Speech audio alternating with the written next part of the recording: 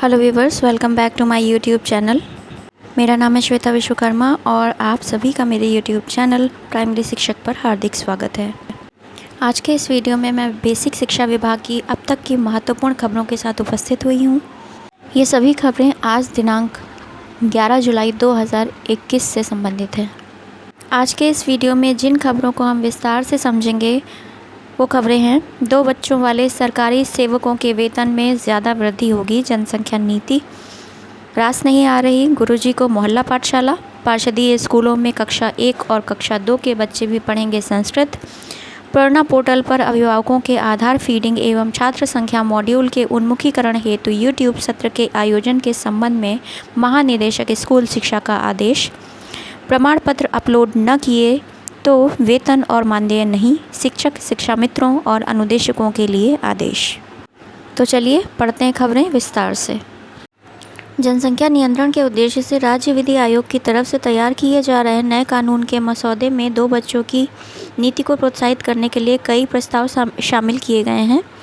इसमें 2 बच्चे वाले सरकारी सेवकों को सेवा काल में 2 अतिरिक्त वेतन वृद्धि, मुफ्त चिकित्सा व सस्ती ऋण सुविधा तथा सरकारी संस्थानों से भवन भूखंड खरीदने पर छूट दिए जाने का प्रावधान शामिल है। आम जनता के सुझाव और आपत्तियां आमंत्रित करके आयोग उत्तर प्रदेश जनसंख्या नियंत्रण, स्त्रीकरण एवं कल्याण एक्ट 2021 के मसौदे को अंतिम रूप देने में जुटा है। आयोग एक्ट का यह मसौदा विचार करने के लिए राज्य सरकार को सौंपेगा। आयोग ने अपने मसौदे में 2 बच्चों की नीति को बढ़ावा देने के लिए कई तरह की सुविधाएं देने का प्रस्ताव किया है।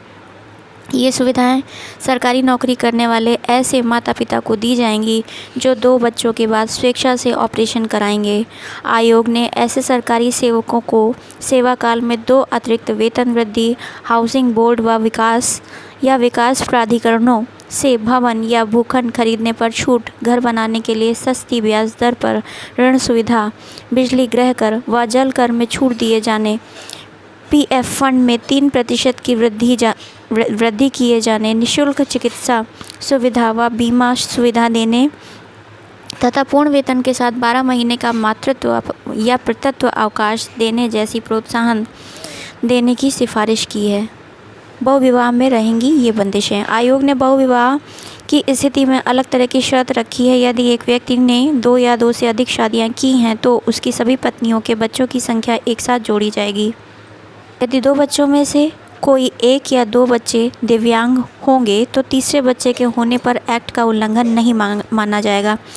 इसी तरह यदि 2 बच्चों में से किसी एक या दोनों की मृत्यु हो जाती है और फिर तीसरा बच्चा पैदा होता है तो भी एक्ट का उल्लंघन नहीं माना जाएगा। एक बच्चे के बाद दूसरे बच्चे के समय जुड़वा बच्चे पैदा होने की स्थिति में भी यह एक्ट का उल्लंघन नहीं माना जाएगा। महामारी के दौर में ऑनलाइन पढ़ाई चल रही है। शासन ने पार्षदीय विद्यालयों के संसाधनविहीन विद्यार्थियों के लिए मोहल्ला पाठशाला शुरू करने के निर्देश दिए हैं। शिक्षकों का कहना है कि यह पाठशाला शिक्षकों और विद्यार्थियों के लिए सुरक्षित नहीं है। विद्यालय में ही उपलब्ध स्थान के अनुसार विद्यार्थियों को बुलाकर पढ़ाने का निर्देश मिलना चाहिए। खासकर महिला शिक्षकों के लिए मोहल्ला पाठशाला असुरक्षित है। Uttar Pradesh junior high school शिक्षक संघ के जिला संयोजक ब्रजेंद्र सिंह ने कहा है कि विद्यार्थियों को किसी सार्वजनिक स्थान पर एकत्रित करने की जगह विद्यालय में बुलाएं। कक्षावार सप्ताह में एक दिन दूर दूर बैठा कर पढ़ाएं तो बेहतर होगा। इससे संक्रमण के खतरे को भी रोक सकेंगे और छात्र छात्राओं को स्कूल का वातावरण भी मिलेगा। इसी क्रम में प्राथमिक शिक्षक प्रशिक्षित स्नातक एसोसिएशन के प्रांतीय अध्यक्ष अजय सिंह ने कहा कि मोहल्ला पाठशाला में प्रेरणा साथियों को लगाया जाना चाहिए। नियमित शिक्षकों को विद्यालय में ही रोस्टर के अनुसार बच्चों को बुलाने की अनुमति दी जाए तो बेहतर नतीजे मिलेंगे। अभिभावकों को भी इसमें सहयोग करना चाहिए। उधर उत्तर प्रदेश महिला शिक्षक संघ की प्रयागराज कार्यकारिणी ने भी एडी बेसिक से मिलकर मोहल्ला पाठशाला में महिला शिक्षकों को गांव या मोहल्ले में भेजकर कक्षाएं लेने की जगह विद्यालय में ही कोविड प्रोटोकॉल के अनुसार पढ़ाने का अनुग्रह किया है। वरिष्ठ उपाध्यक्ष पूनम गुप्ता ने कहा कि शिक्षक यदि शहर से गांव या गांव से शहर में जाकर किसी सार्वजनिक स्थान पर क्लास लेते हैं तो संक्रमण का खतरा बना रहेगा।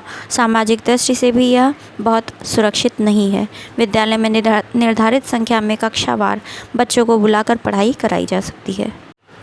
पीलीभीत बेसिक शिक्षा विभाग के पार्षदीय प्राइमरी स्कूलों में कक्षा 1 और 2 के बच्चे भी संस्कृत से रूबरू होंगे।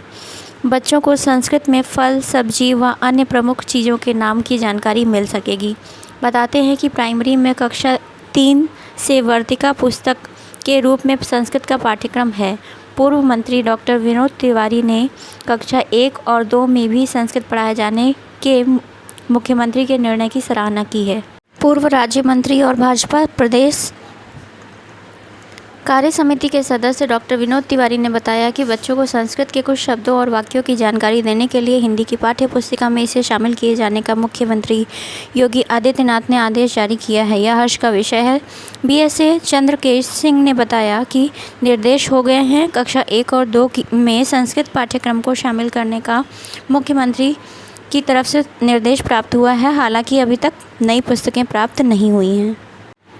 प्रेरणा पोर्टल पर अभिभावकों के आधार फीडिंग एवं छात्र संख्या मॉड्यूल के उन्मुखीकरण हेतु यूट्यूब सत्र के आयोजन के संबंध में महानिदेशक स्कूल शिक्षा एवं राज्य परियोजना निदेशक कार्यालय समग्र शिक्षा विद्या भवन निशादगंज लखनऊ सेवा में जिला बेसिक शिक्षा अधिकारी समस्त जनपद उत्तर प्रदेश पत्रांक इतने दिनांक 10 जुलाई 2021 विषय प्रेरणा पोर्टल पर अभिभावकों के आधार फीडिंग एवं छात्र संख्या मॉड्यूल के उन्मुखीकरण हेतु यूट्यूब सत्र के आयोजन के संबंध में महोदया उपर्युक्त विषय के संबंध में आपको अवगत कराना है कि प्रेरणा पोर्टल पर छात्र छात्राओं के माता पिता अभिभावकों के बैंक खातों के प्रमाणीकरण हेतु उनकी सहमति से आधार नंबर प्रेरणा पोर्टल पर फीड किए जाने के संबंध में इस कार्यालय के पत्रांक इतने दिनांक 7 जुलाई 2021 द्वारा कक्षा 1 से 8 तक के छात्र छात्राओं की प्रामाणिक संख्या उपलब्ध कराने हेतु पत्रांक इतने दिनांक 9 जुलाई 2021 द्वारा स्पष्ट एवं विस्तृत निर्देश दिए गए हैं।